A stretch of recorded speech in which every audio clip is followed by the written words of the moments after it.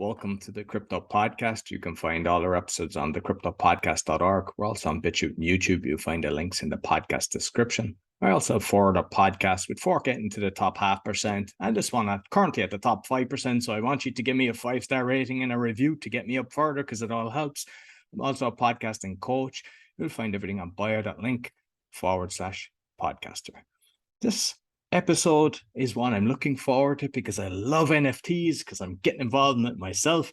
Please welcome Shadow. Hey guys, thanks for having me. Welcome to the show. I hope you guys enjoy it. We're going to have a great time. We're going to talk about NFTs, music, and all other sorts of cryptocurrency entertainment. Exactly. So I suppose, first of all, you might let the listeners know who's Shadow. Okay, so Shadow is me. I am Shadow. I am a saxophonist, music artist, and NFT creator from Dallas, Texas. Been here, born and raised, been a couple of places around the world. Classically trained on saxophone, been doing music over 20 years. Got into cryptocurrency back in about 2016. Found out about NFTs. I am the first artist. This is something that I haven't told anybody on a podcast show, but sometimes I just need to tell people. I am the very first music artist to come out with a song called Bitcoin Billionaire. That's me. I'm the first one. I don't care what nobody tell you. Me. And I've heard it, and it's got a fantastic chorus. It's actually a very good song. Yes. I mean, I'm so glad you heard it, man. Saxophone was done by me. Vocals was done by me. The production was done by a music producer called Trey 8. Fabulous song. We're the first ones out there to do it. And I just, like you said, if you don't tell people, they won't know. So we got to let people know. We the first. Excellent. We're definitely going to delve into a lot on the crypto and NFTs, but I have to ask, because there'll be a lot of musicians will listen to this episode. What made you pick up the saxophone? Oh, man. So that goes back into my childhood. So back when I was really young, I used to watch my parents listen to these vinyl records. Ronnie Laws was one of the big inspirations that my dad used to listen to all the time. So he was a well-known saxophonist back in the 70s and 80s. And so as a kid, I used to just hear my parents play those records all the time. And when they weren't fighting, when they were happy, they were listening to jazz records. And it was saxophone specifically that he really liked. So as a kid, the first thing in my mind was, okay, if this brings joy into people's lives, I need to look into doing this because I want to bring joy into people's lives. And I like it when my parents are not fighting. I like them when they're that way. So maybe if I pick up this saxophone, this will help out. So that was the first thought. Right. And then pretty much the rest is history after that. Oh, excellent. So I suppose let's talk, before we go into the NFTs, let's talk about your crypto journey, because I presume you understood crypto before getting into the NFTs. Absolutely. So my very first crypto journey, like when I first got involved in the crypto, like you're gonna laugh, but it was with Bitcoin. Bitcoin. It was a guy named, I mentioned him in my song, Craig Grant. Craig Grant, he was a guy that was telling everybody about BitConnect. And part of his on-ramp was he made you take a quiz. So you had to go do research on what is cryptocurrency, what is Bitcoin, what is a Bitcoin ATM. He asked you all these questions that you need to know the answers for before he would accept you into his group. And so I saw the investment opportunities and I was like, oh, this makes sense. And it's digital money. And at the time I was really fed up with the banking system. I still am. The banking system, man, they're a bunch of crooks. So Absolutely. absolutely. So I was hollering at Craig Grant, and he was like, "Okay, you have to learn what all these things are." He's like, how can you transfer fiat to crypto? How can you, vice versa, transfer crypto back to fiat? Where are the places that you can get cryptocurrency? Like I mentioned before, Bitcoin ATM or somebody like that sold local Bitcoins where you can meet them and exchange in real time for cash, or you have to go to a cryptocurrency exchange, or you have to be a Bitcoin miner. I had to learn what Bitcoin mining was, and just cryptocurrency mining, proof of work versus proof of stake. He drilled all those fundamentals in all of us first before he let us get into BitConnect with him. And that really kind of catapulted me into understanding the fundamentals of how cryptocurrency works. And then from there, the rest is history. I saw the opportunity, and I mean, that was like what, back in 2016 when I got into BitConnect, and then 2017 I did the song Bitcoin Billionaire right after that, and then I was kicking myself. I was like, man, Bitcoin came out in 2008 or 2009. Satoshi Nakamoto. So okay, if I would have known about Bitcoin back in 2008, 2009, I would literally be a billionaire right now. Because I would have jumped on it. I would have hopped on it. I was kicking myself. I think somebody was like mentioned, like, I go back into my memory thinking about 2009, and I was trying to learn about real estate back then. And somebody briefly mentioned cryptocurrency. I was like, whatever. But I should have listened to him. I would have been a billionaire right now in real time.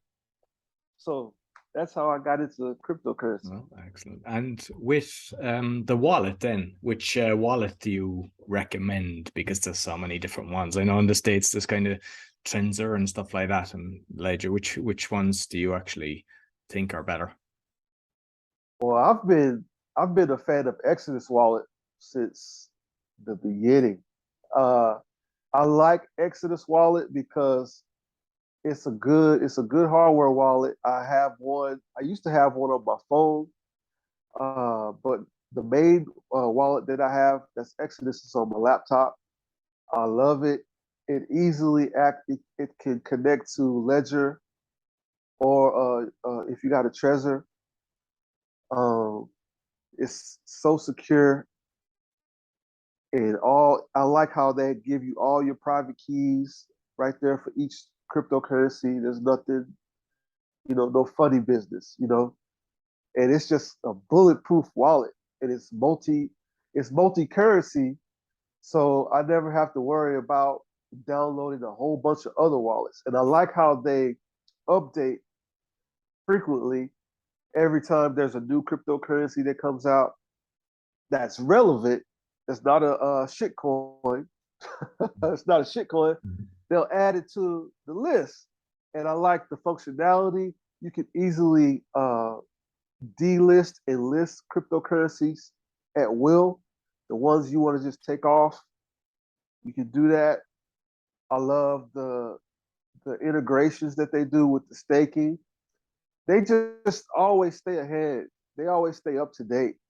And the crypto is safe there. I've invested in cryptos, like stuff I got back in 2018 is still there. And then when there's a update or they migrate to a different one, uh, for instance, there was one called First Blood. They transferred to one called Dawn or something like that. I was late to do the migration, but I still got some of the liquidity out, But I would have totally missed it if Exodus Wallet didn't give me the update in the wallet to say, hey, these guys updated and they migrated. Um, and then even though I missed some of the migration, all my coins, all my tokens are still safe there. I still have them. So I love Exodus Wallet. Yeah, excellent. Yeah, no, I haven't come across that one, so I must check that one out. And with the mining, then, have you done any mining or touched on it? I've touched on it a little bit. I tried like crypto tab, which is like it uses your the hard drive on your computer. Uh, but actual Bitcoin mining or Ethereum mining with actual hardware, I have not done because my nomadic nature, I'm jumping around, I'm real mobile. I haven't got to a point where I'm kind of like set in one place. Uh, I want to get like a house in the countryside and, a few hectares or acres of land where I could put like an outhouse out there. And once I get to that point, I'll put a, I want to do like a solar powered Bitcoin mining farm in a shed.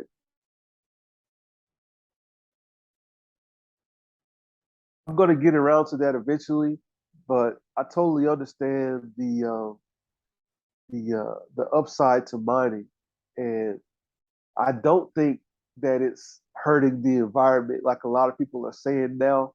Like a lot of people are telling us that, hey, it's you need to be carbon neutral.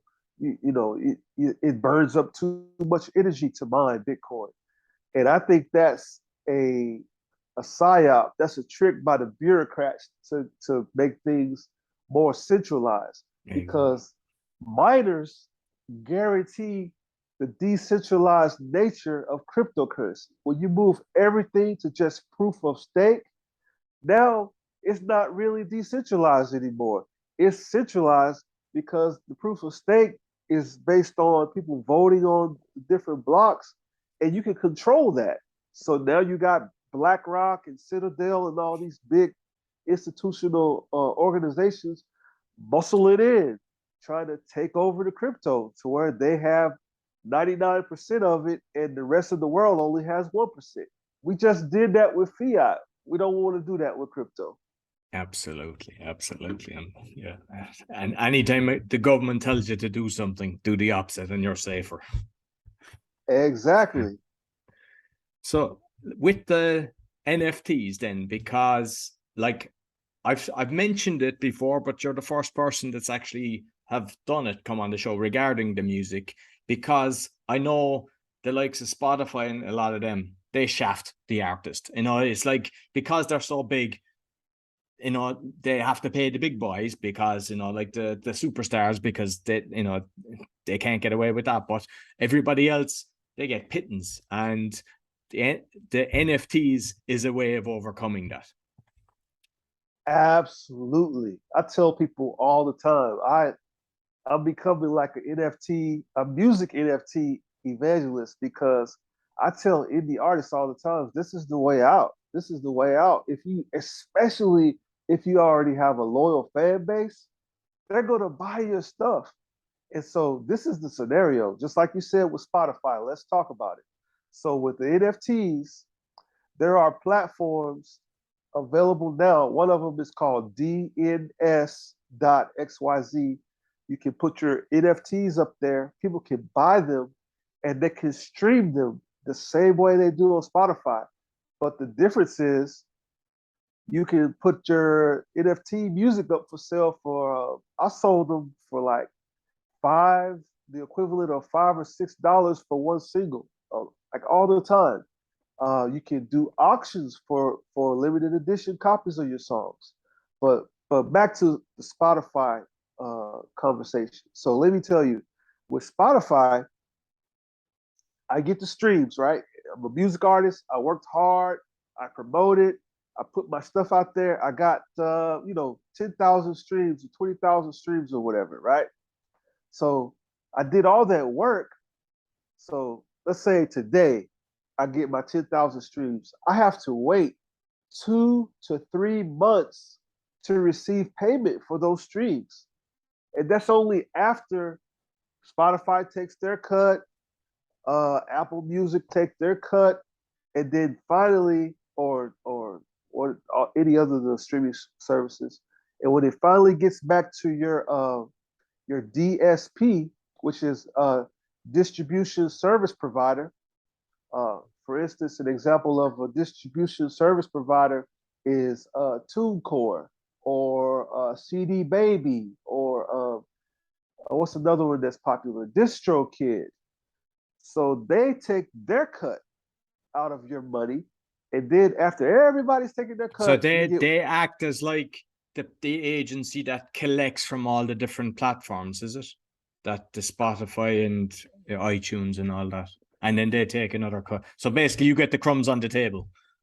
I get the crumbs on the table. We get the crumbs on the table as music artists. But with NFTs, you get, first of all, when you make a sale, when somebody buys your music, you get the money immediately. once the transaction confirms, however many times it confirms, boom, it's in your wallet. You're happy. Your fan, your customer is happy. They got what they wanted. You get what you wanted, and the only middleman is the transaction fees that are involved. So it's so much better. It is so much better. So I mean, and the money, the potential to become financially independent is so much higher, and it can happen faster. Here's a story. So I did a collaboration with two other music artists on a cryptocurrency called Tezos, right? We did this on the Tezos blockchain. There's a NFT marketplace called Object. So they allow you to collaborate easily. So you can tailor make your own smart contract just by pointing and clicking and dragging and dropping. So we're able to take three guys and put all three of our wallets together into one smart contract so that when the person buys the music, it automatically splits three ways and we all three get our piece of the pie. So that being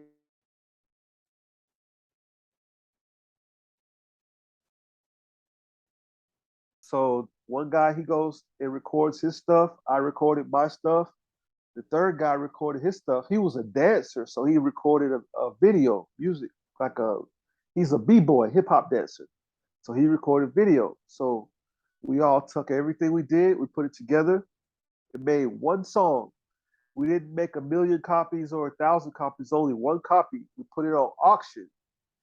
And in 3 days, the auction went up and sold for 400 Tezos, which is the equivalent of about $600 US. One time. That was huge. I've never been paid that much money that fast from Spotify, all in one lot. I mean, they trickle it like $10 here, $20 here, maybe you get $100 there. You know, it's going up, but I'm having to wait. But with the NFTs, you don't wait. It's as fast as the blockchain. It's actually fantastic that you can now do, like you said, the three artists that you can split it immediately, because before you couldn't do that, and it was a problem. Because what happens now in this space, you've people, slimy business people, going out, reaching out to musicians, artists, photographers, or whatever, and saying, oh, I'll give you X%. But once it takes off, they won't pay them, or else they'll hide it. Whereas this way, if you make an agreement with somebody and go, hey, look, we'll do something together, it's a 50-50 split. As soon as it's sold, it goes. And then later, I assume the smart contract continues on into the royalties, so that once it's resold, say usually it's like 10% that you charge. And I love that. It's that's a passive income. That's the way I see that, because like you've done the work, you've sold it out, you've got your passionate followers who one will want to keep it, but then there'll be a few of them that'll be kind of, perhaps they go, I kind of, I've run the rang with this song, I'll get another one and sell it on. They can get their money, and then you get your 10%, and it's a beautiful model. I love it. Oh yes, the royalties are awesome. And it's automatic. You don't have to guess. The smart contract and the blockchain takes care of that. It's awesome. I love it. So I love it. because I've looked at a lot of the different ones, right? I've looked at it, obviously OpenSea, and there's so many different ones. I've had one of the guests on, and this is just something that kind of concerns me because I wasn't aware of it. Basically, I assumed when you're buying the NFT that that's what's actually being sold to you, whether it's the music or whatever, but it's not. It's actually where it's stored, and then you're getting the link to where it's stored. If the person then doesn't pay, just say they have it with Amazon, or they have a Dropbox that's, say, so many terabytes with all the different things they're doing, and then they don't pay it no more, it goes. Your NFT then disappears. Right. So the way I see what you're saying there. So there's a lot of different ways you can attack an NFT. So like the one that you bought. Thank you, by the way. I saw that. And to So be you honest got with you, I have to tell people about it, because like sometimes you buy something, and this, obviously people are familiar with the Bored Ape. I don't get the Bored Ape, to be honest, but then again, it's like some people collect Nike Air and different things like that, so everyone to their own. But you were giving, I have it written down, like, I mean, I've looked at a lot of the stuff there, and like there's 12 songs, and Painful was one. A very good song, actually. I didn't get a chance to listen to all of them, but Painful is a very good song. Like, thank even you. if it was just one song, but I mean, I've got the album, I've got the videos, a thank you, which was a real heartfelt message as well that included. So I got all these different things. Some of your podcast, it's okay to say, because it's actually on the thing, it tells you what you're getting anyway. So that's why, yeah, I mention it all. Like the positive affirmation videos, which I love, because I know they work, it's like you just have, and just to listen to that, and it's not something that was like a few seconds, like it's like the first one was like half an hour, and very nice as well, with you playing the saxophone and as well as talking, which is fantastic. So there's more stuff. There's a lyrics book. It was excellent utilities that you get with what you've your NFT. Yes. So back to my point. So there's a lot of ways to attack that. The creator of the NFT has to have good intentions for their customer. So as you can see, I added the utility. You got the NFT, but along with the NFT, you got unlockable content. Some people they sell you an NFT. All it is a JPEG, and that's all Exactly. you get. Exactly. And the JPEG gets you in the door in places. I can do that and still give utility like I did, which I'm doing. So it's all about your intentions and how you use the utility of what you can do with NFTs. There's more than one way to use the technology. Now, so you got the album bundle NFT, but I have other NFTs where it's just a song. All you get is like a little animation and the music, and people are happy with that. But I like to give different choices. I like to treat it a like I'm an Amazon store. I'm a Spotify. I'm a Shopify store, but I'm using NFTs as the medium of the payment processor.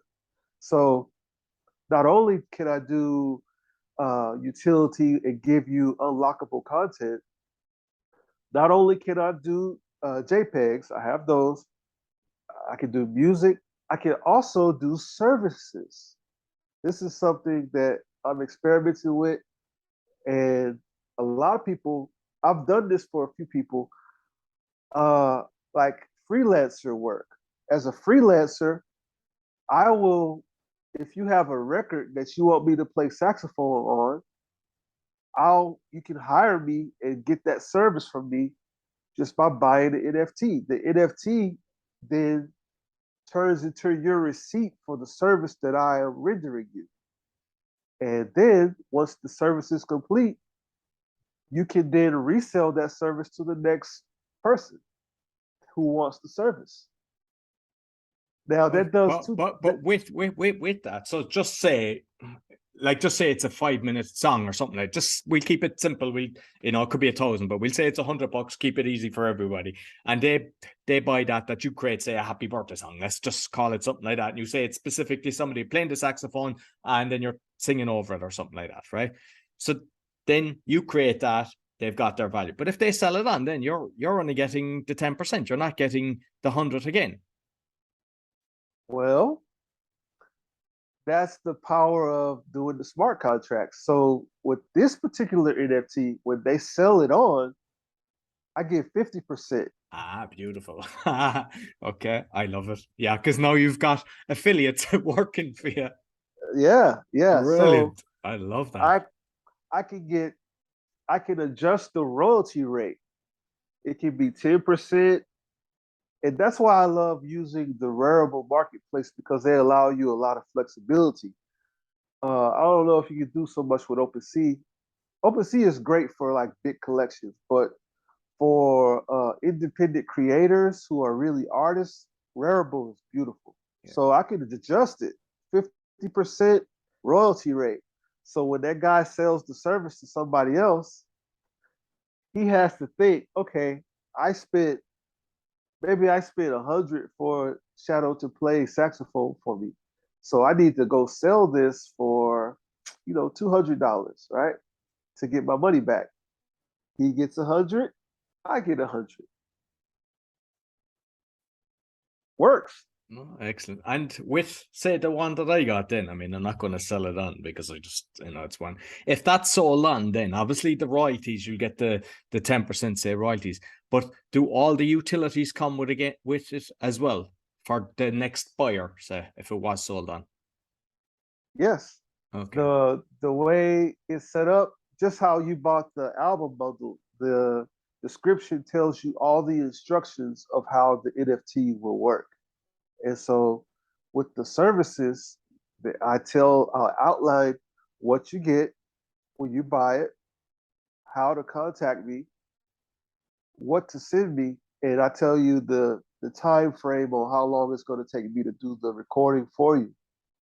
And then once that's done, once you get your recordings, once you get your thing, you got your service. There's no reason for you to keep it anymore. And I tell fans and customers, hey, this is the only NFT for this service, so you need to pay it forward. You should sell it to the next guy who wants the service. So because there's only one. So and that also increases the value of what I do. That makes what I do more valuable because supply and demand. There's only one NFT for this service. Mm, yeah. And the reason that I mentioned about the utility is there was another one that I was bidding on OpenSea before, and the utility was for an event that passed.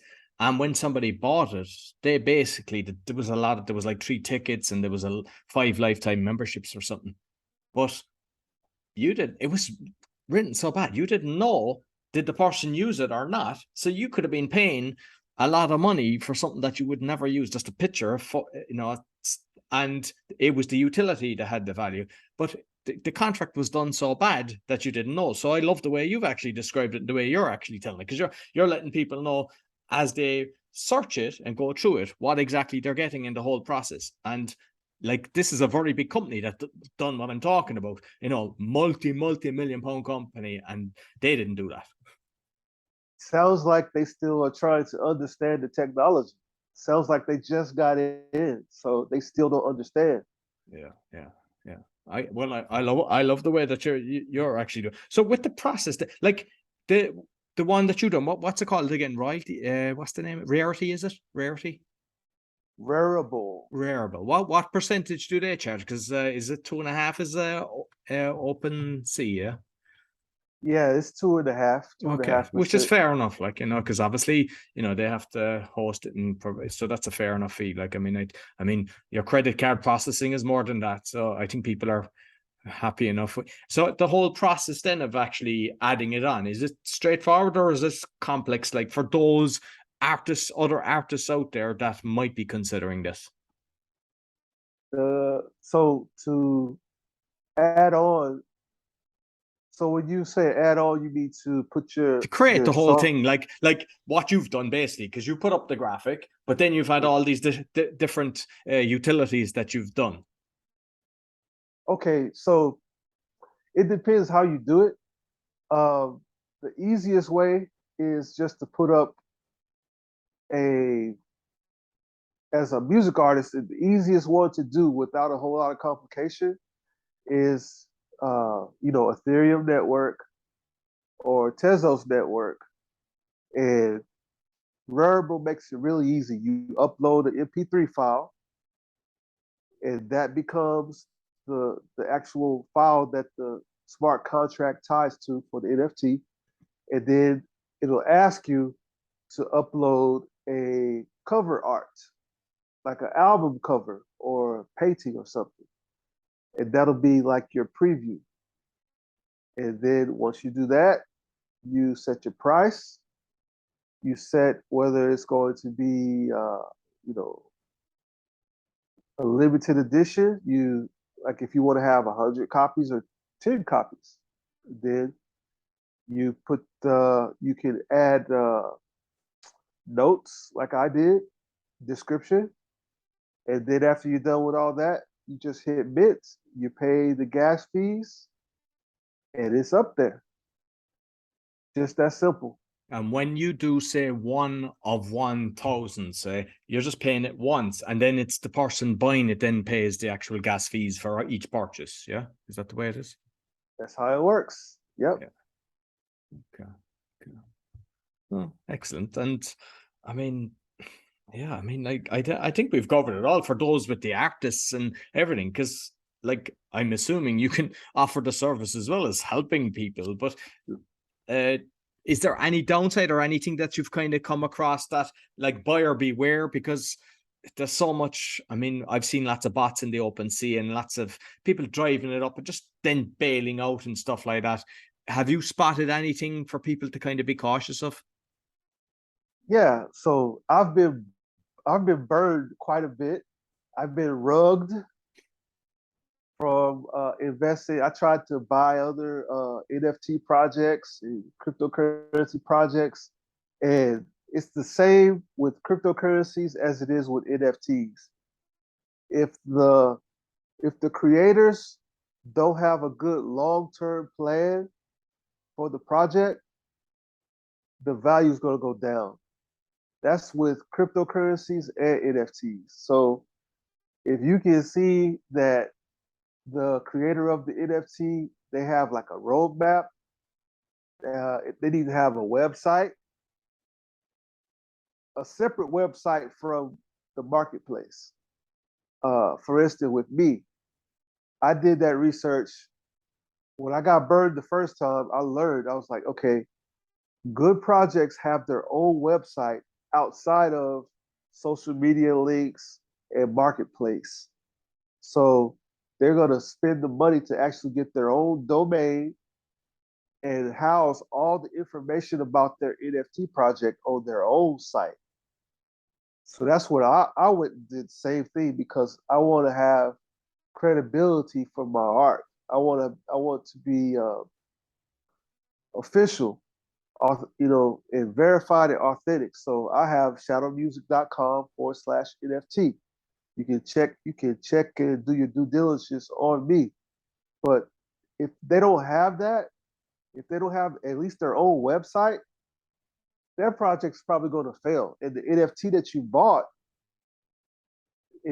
especially if they start out with a high price at first, they're going to take the money and run because they were just trying to get a money grab. Now, if you see an NFT that starts at a really low price first, that's a good sign that the creators are thinking long term because they want to have a profit margin for their fans to take advantage of if they choose to resell. So, for instance, if something is like super cheap, like the NFT you bought from me, it's like $1. I was shocked, but I get Yeah, it. Is it? I get what you do. yeah. My whole thinking was okay, I'm an independent artist. How can I give value? How can I make customers happy? And how can I help them spread the word about me? I need to I need to offer tons of value. What they say, under promise, over deliver, right? Yeah. That's what I've done. So I want you to take the value. I totally understand. Once you download everything from the NFT, all the files, it's 8 gigs of stuff. Once you download it, it's on your hard drive. You keep it forever. Now you can go resell it for a higher price. And I want you to do that. I want to reward the fans who got in early because I don't see any other artist doing that much value for that cheap of a price. No, no. And And just on that, actually, and sorry to interject, but basically, because I'm promoting this and I'm trying to build it, I'm doing a lot of investing in this crypto. Like a lot of people are checking out what I'm doing, and I'm not just talking about me, but you'll have 1,000 people that are, there's all different levels that are buying this. So there's a lot of people will actually see this. They go into my NFT page, they'll see that, they'll click, which in turn gives you a lot more exposure, and then people are actually checking out your other stuff. So I totally get what you're doing. I think it's brilliant marketing. right. And I actually have a roadmap. I'm not just trying to take your money. I have plans. I want to use the monies that are raised from selling NFTs to create more. I want to create applications for your smartphone that work for music. I want to do more things. I want to do live events. I want to do more. I have a well thought out plan that is there that you can read for yourself. And this is like a buyer beware to people. Any NFT project should have something like that. If they don't, run. A good NFT project, they're going to have a roadmap of stuff they want to do, like a business plan. If any business doesn't have a business plan, it's not going to work. Same thing goes for NFTs. Same thing goes for cryptocurrency. If the cryptocurrency project, whoever's launching the cryptocurrency, if they don't have a good roadmap or they don't have a good white paper or a roadmap, run. It's the same with NFTs, and they need to have their own website. So these are some of the things that your listeners can hone in on and check and do due diligence on. Other than just having a Discord, because that's another trick. A lot of NFT projects, they say, "Oh, we got a Discord," and they'll get you with that. But just having a Discord is still not enough. You still need to offer value. And I think as well, because I've seen so many fraudulence going on, and it drives me. My other podcast exposes all fraud and corruption. It's like if we kind of full transparency. So if I went into you, I can see your Facebook. I can see you're fully transparent, and you can see all the stuff. I can go back and see what you're at. Whereas a lot of these guys, whether it's the crypto or the NFT, sometimes you don't know who they are, or they might just have a little one picture of a motivational thing or something like that, but it's not them. You don't know who they are, and that's when you kind of know. It's like those that give you everything. Like I'm creating. We're doing digital art and photography, and it's being developed. And we have our website. I've got fantastic domains for it. It's been developed that it's like a museum. You go in and you can walk around the digital art and the photography. But the beauty of that is the people that want to resell, they get to resell it in that for nothing, is because we're getting the royalty. And also just to show other people, because sometimes people just want to look, so they could do like the VR or actually just on the computer scrolling around. But I'm fully transparent. Everything I do, I'm on LinkedIn, I'm on everywhere. You can see me totally. I'm totally transparent. And I think that's the difference. It's like the scammers, they can never do that. Right, right. Another thing that you'll notice on good projects, are they actively promoting? Do they give up after launch? Because they'll do a big, huge promotion. They usually got celebrities and connections or whatever they get, all the way to launch. And then after launch, if they sell out at launch, watch what they do after launch. Are they still actively promoting the project? If they just fall off and they stop promoting, that's another bad sign. Yeah. They should still promote consistently over and over again, because that shows their credibility, and that also adds value for all their buyers.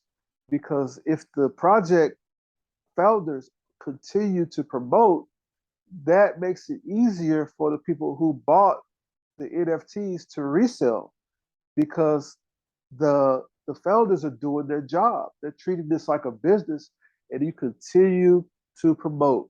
You don't stop after launch. You continue to promote. If you see them doing that, that's a very good sign. Absolutely. Absolutely. Listen, Shadow, thoroughly enjoyed our conversation. You might let people know where they can find you. Absolutely. You can find me on all social medias: Facebook, Twitter, Instagram, TikTok, YouTube, at Shadow Music is my handle. So that's spelled SHADDOWMUSIC.